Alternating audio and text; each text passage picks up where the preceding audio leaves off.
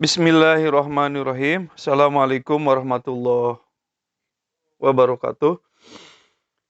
Eh, Berjumpa kembali di Forum Indonesia Bergerak. Kali ini saya akan membicarakan atau mewacanakan tentang Al-Quran, dan saya akan beri judul pembicaraan ini dengan judul menyejarahkan Al-Quran. Bagaimana Al-Quran ini kurang lebih membumi, atau Quraish Shihab pernah mengarang sebuah buku membumikan Al-Quran.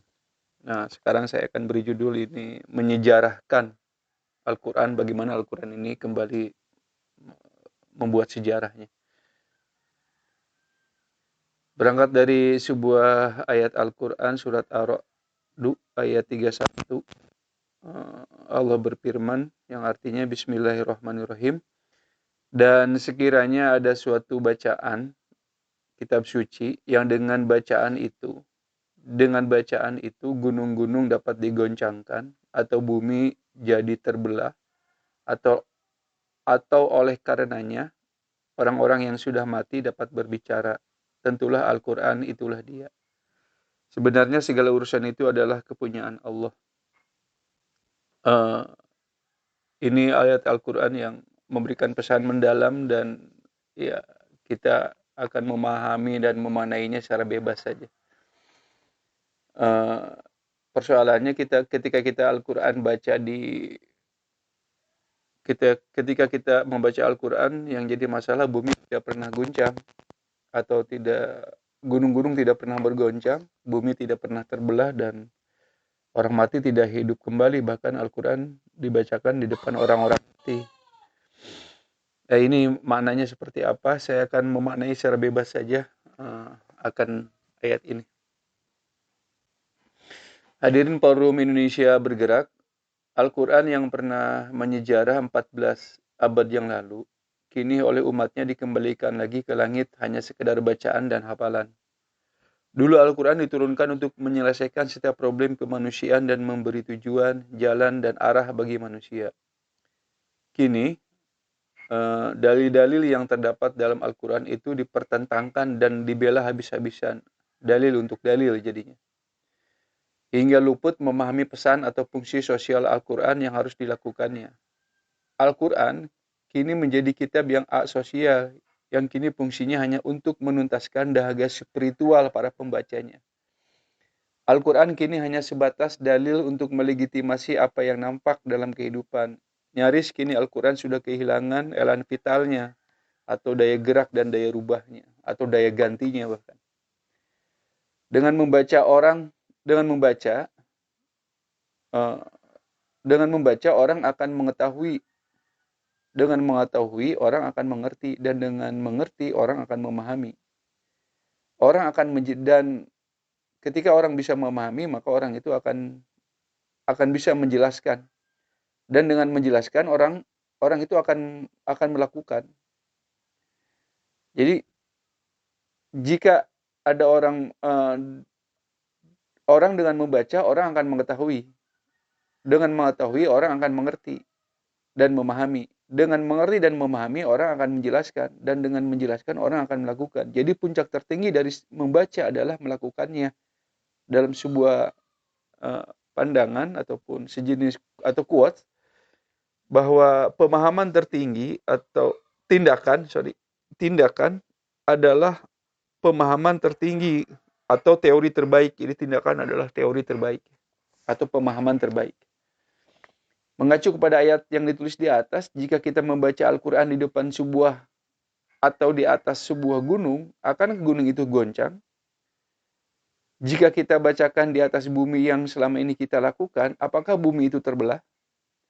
Dan apakah jika kita bacakan di depan orang mati, apakah orang mati itu hidup kembali? Dan itu nyaris tidak pernah terjadi sampai kapanpun dan dimanapun. Dalam hal ini kita perlu pemahaman atau pemaknaan baru yang lebih berani tentunya untuk memahaminya dan menarik benang merahnya. Gunung yang berbentuk segitiga seperti piramid sebagai simbol dari sebuah sistem kekuasaan. Bumi adalah sebuah hamparan, simbol dari masyarakat yang luas, dan orang mati adalah simbol dari kebodohan dan putusnya harapan. Karena puncak tertinggi dari mengerti, memahami, dan menjelaskan ada dalam tindakan, maka membaca Al-Quran dalam hal ini tidak sebatas tekstual, namun ia harus kontekstual dalam wujud sebuah gerakan dan perubahan. Gerakan dan perubahan apa yang dikehendaki oleh Al-Quran?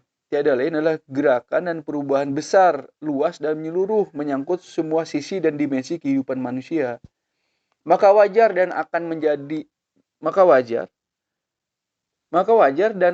terjadi jika kita membaca Al-Quran secara kontekstual. Ia akan mengguncangkan sebuah sistem kekuasaan yang zolim. Kezoliman tertinggi adalah merebut hak Allah untuk mengatur kehidupan manusia. Jadi bumi masyarakat akan terbelah menjadi dua. Jadi ketika Al-Quran dibacakan, bumi akan terbelah menjadi dua. Akan terpisah masyarakat menjadi dua. Masyarakat jahiliyah yang mengabaikan, menolak, dan bahkan meniadakan Al-Quran. Dan masyarakat Islami yang tunduk dan patuh pada Al-Quran. Dan menjadikannya pedoman dalam menata dan mengatur kehidupannya. Dan orang-orang mati, jika dibacakan, Al-Quran jika dibacakan, orang-orang mati atau bodoh atau putus harapan atau terbelakang akan mulai retak dan terbuka, kemudian sadar, bangkit dan berani maju melakukan perubahan dan perbaikan. Inilah mukjizat Al-Quran.